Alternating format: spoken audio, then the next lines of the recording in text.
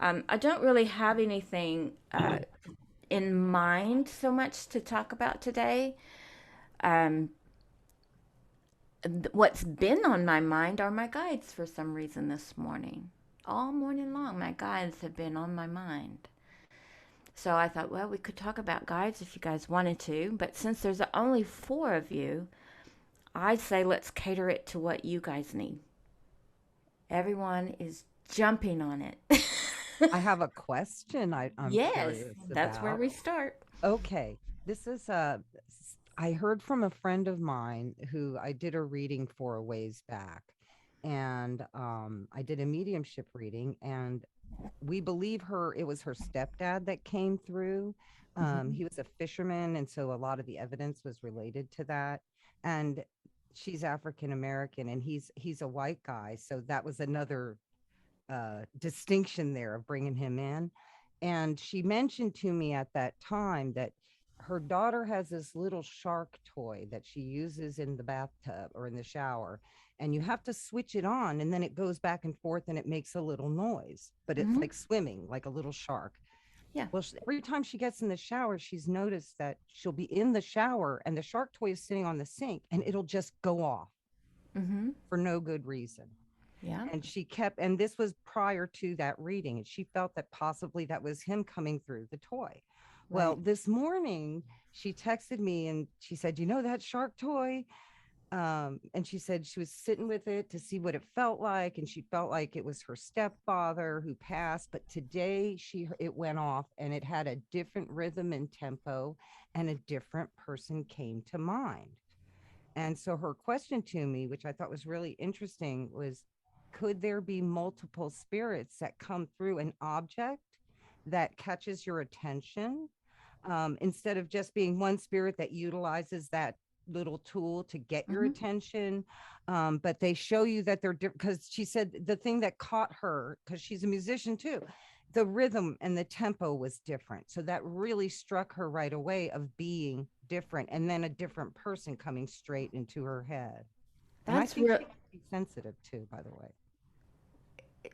Yeah. Well, picking up on the rhythm, although she is a musician, so she would feel that in the beat, Mm-hmm. right? Am I Yeah. right on that? Yeah. But although I think a lot of musicians and artists are very much in tune to their higher power. I've always believed that. That's really interesting. Yes, I think, the spirit world's going to do whatever they can to get your attention. And using the fish is already something that they're able to easily manipulate the electronic part of that fish, and so that's working, and it does grab her attention in that she is thinking this is somebody in the spirit world. So that makes sense to me that this other person would use the same method to get her attention. Um, Sorry if you can hear that. The windows are open. Can you hear the noise? Don't worry about it. You just missed my gardeners and their blowers. So, Yeah, sorry. It's usually pretty quiet in this neighborhood, but you never know. Um, but I find that here's what's really intriguing though, is that she felt the difference in the rhythm and the beat, and she immediately associated it with someone else. So that right there tells me she's got some intuitive work that she's doing in order to recognize. I mean, I can understand her recognizing the difference in the rhythm and the beat, but for her to be able to put two and two together, oh, this is not my stepdad. This is somebody else. Did she have a feeling of who it was? yeah, she said an actual person came to mind. She didn't tell me who it was. You Okay. know, she didn't Yeah. So mention, she but she had in said it mind. was, someone Well came done. into her mind with it. Well done. I would encourage her to not carry the fish around with her everywhere she goes, but pay attention to the fish, and possibly even other things that they can manipulate, because manipulating electronics for a lot of spirit people, that's an easy thing to do. Not all, but a lot. My dad did it. If my dad can master it, anybody can master it. Sorry, Dad. But there was nothing in his whole being that was electronic savvy or mechanical savvy or anything. So if he can learn to manipulate, and he learned to manipulate the electronics of radio and lights within weeks of his passing. So Wow. I think that says there's hope for anybody in the spirit world. So, in your opinion, you feel that she has like mediumship gifts?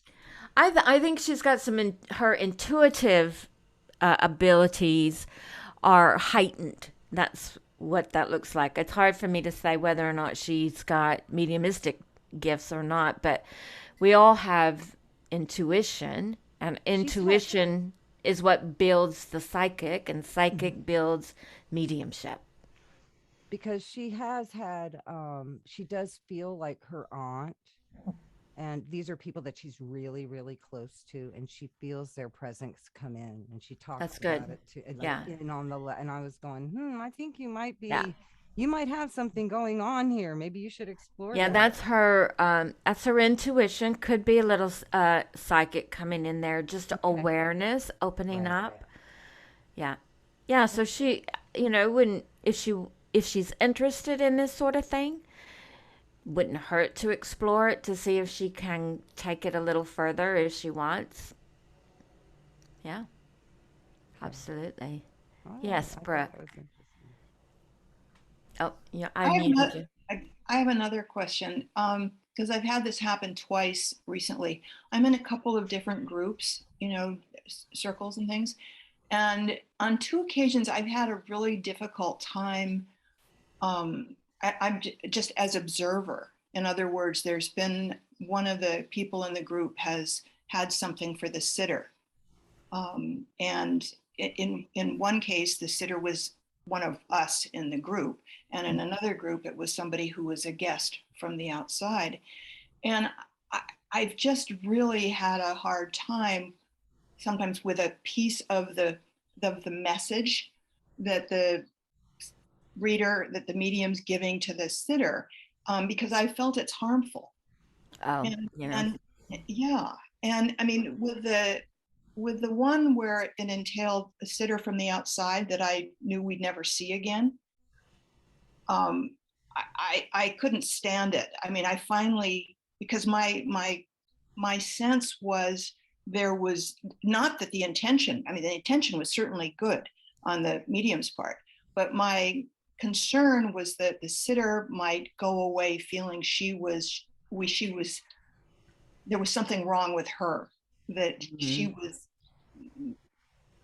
Was it just in how they packaged it, the wording that they used, the medium? I think so. I mean, yeah.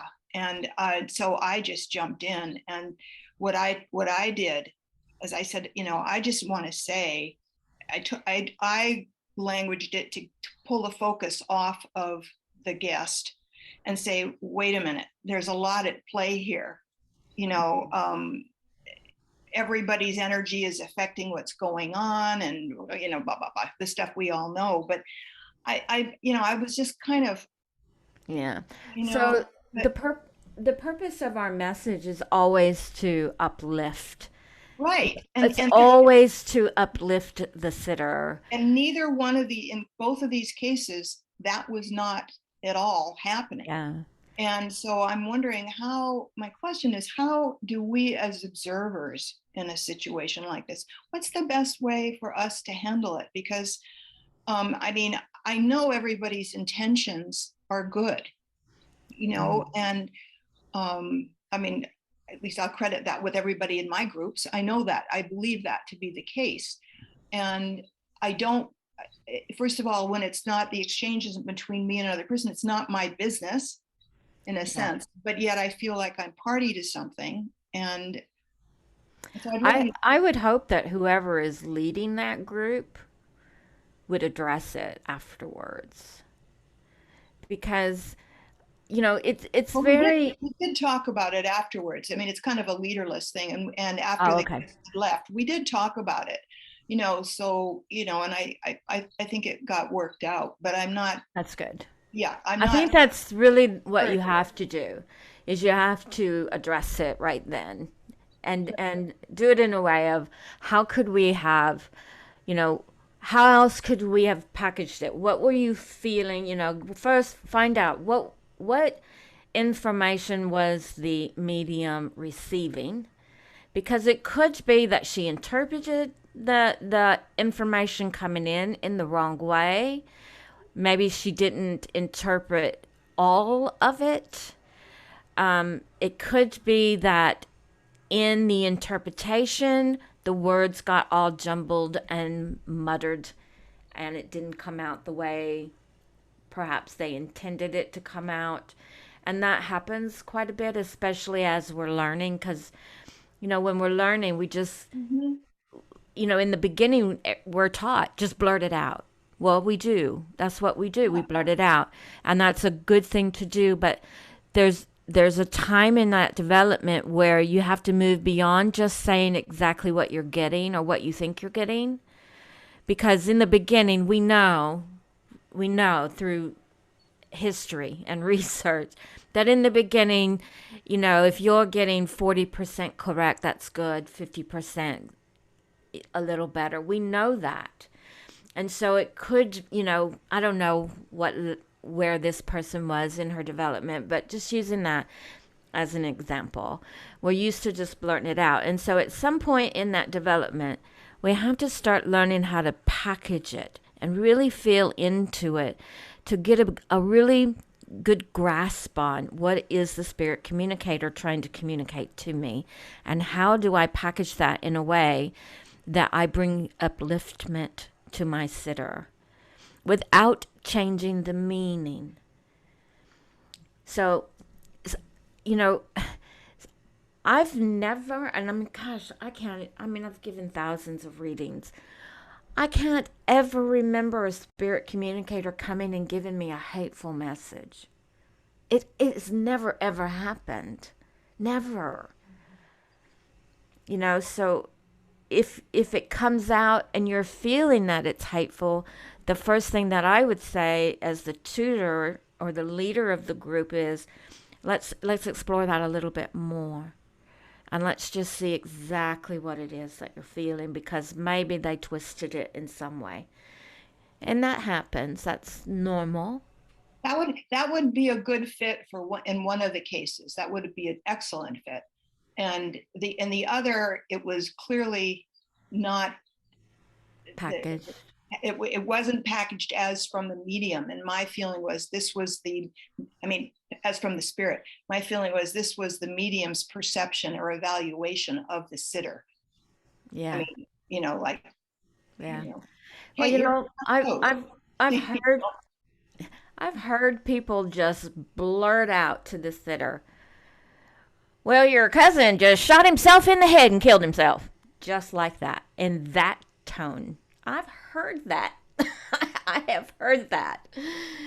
And so as the tutor, you step in and say, "Let's think of another way that we can repackage that in a softer, more gentle way that doesn't trigger or do anything to really harm the sitter."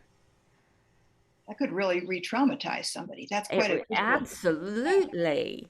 And what if, so it's more of, I know that your cousin is making me aware that he takes responsibility in his passing. You'd understand that, correct? Yes. You don't have to go into shooting him in the head. They're going to know that. So you don't have to say that and put that image in the sitter's mind again. Just making it aware. He just makes me aware that he takes responsibility. Yeah, he does. And he comes with a lot of remorse. He comes with a lot of love for the family. Didn't realize what he was doing. Didn't realize the consequences that was going to be left behind. So you just you have to have that empathy, you know, and package it in a way that your sitter can receive it without being triggered. Thank you. Imagine if that was if that was a mother and it was her son or daughter.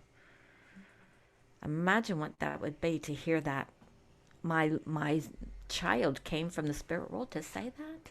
No, no, that's not what he came here to say or she came here to say.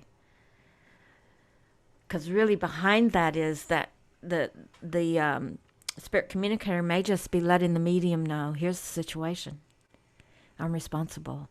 And I've come to say how sorry I am. I've come to say I see what I've done. I'm getting the help that I need. That's why he's come. Makes sense? So we just have to watch that, and hopefully whoever's in charge can talk about it. Thank you.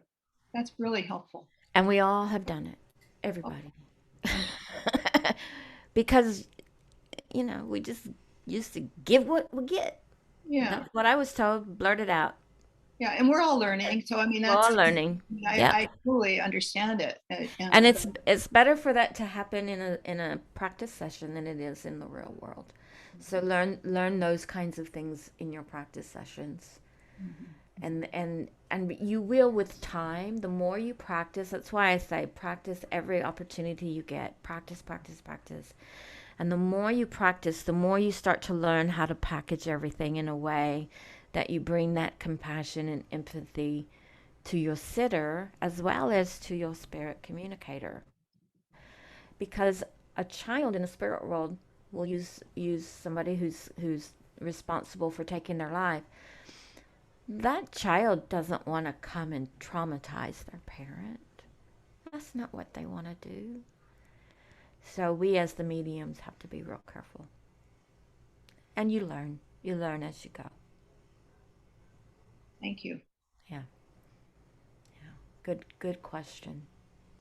Well, okay, I know trance is not your thing, but during a mediumship circle yesterday, some of us got into a discussion about some trance, and I'm wondering if you would know the answer. One of our members is severely disabled. She cannot speak, and so she wears an appliance and has some software on her computer where that's how she communicates.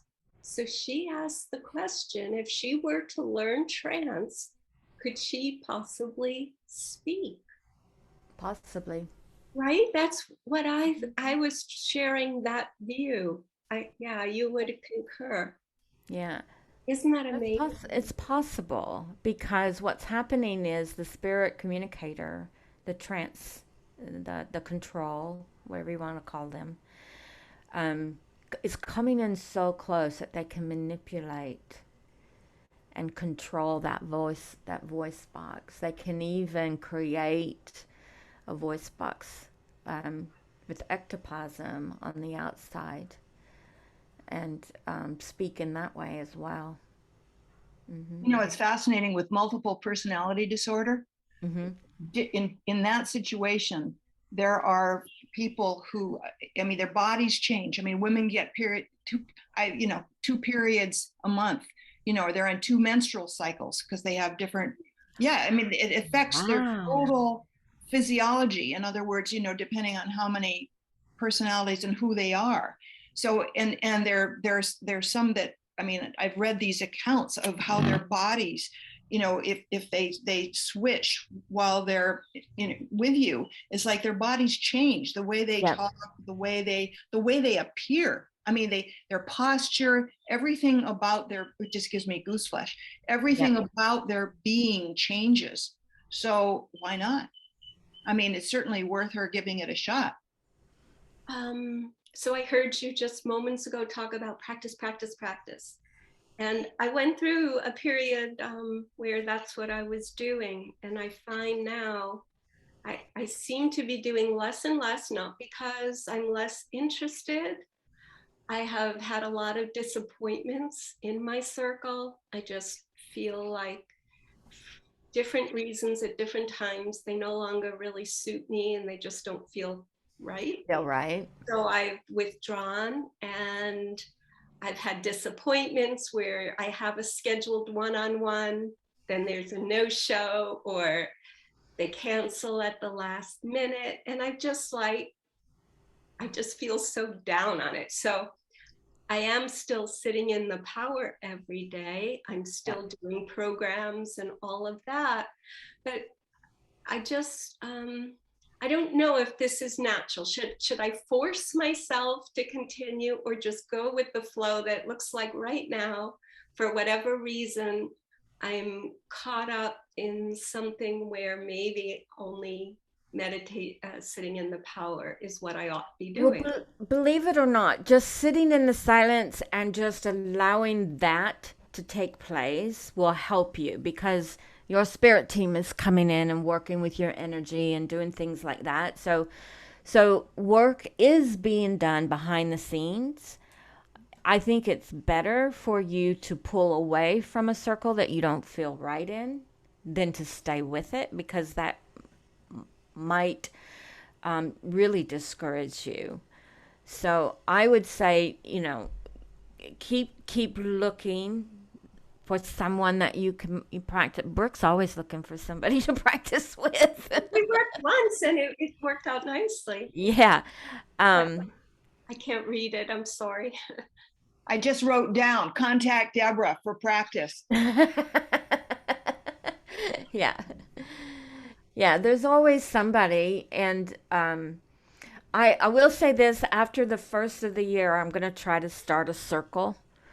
And I will charge for it, but I'm not going to charge a lot. But I am going to try to start a weekly circle. Oh, yay. Yeah. Yeah. Just got to figure out how to fit it all in. That's the problem. Okay, so immediately my thought went to, is she going to do it at night? I don't know if anybody else feels this. So many are offered in the evening. Yeah. I'm old. Come the evening, I'm tired, and I don't know. No, it'll be during the day. Okay. It'll be during the day, because to be honest with you, I get far better turnout in the day than I do at night. Really? I do. I really do. It's a struggle with the night classes. They don't always meet. Maybe because they feel as I do. You're just energetically low, and I don't. I don't know. I mean, and I get that, because I'm right there with you. Okay. Well, I'm glad to hear that, because sometimes I say I just gave myself an excuse, like it's a state of mind. If I plant that seed, then that's what's going to happen. Whereas if I say, you can do it at 8 o'clock, there's no reason why you can't. Yeah. Well, you can. You can. I mean, at the college you go from 9 in the morning till 9 at night. Can't even imagine that. 7 days. 20 years old. No. This is our age. This is our age. Is the age that most people are that go there. And do most our ages? That I'm 77, so I don't know what our age means anymore. Wow, Brooke, I'm impressed. Beautiful. I'm too. Wow, Yeah. Great. I'm with Deborah. 8 o'clock, I'm out of it. Well, I will say this: when I go to the college, I used to always book a room with somebody, but I don't do that anymore. I don't take the class if I can't get a room by myself. And there's not very many single rooms there, because it's a forever old building. But so I book as soon as the catalog comes out. I book so I can get a room by myself, and that way on my lunch break, because we get a 2-hour lunch break, I can go up and take a nap. So, And if I need to, I can go up and do power naps on our morning and afternoon break. Dinner, can do power naps if I need to. Yeah. It's hard to do that though if you're sharing room with somebody. Oh, it's impossible. Two people's not bad, but if it's three people in the room, it gets a little noisy. I will never do three people ever again. I never. I might would do two, but I really like it to be by myself, just so I can sleep. Honestly, because it wears you out. But yeah, I get that. No, mine will be during the day, most likely, and mostly just because I don't get anybody. I get a few, but not enough really to make it worth my time.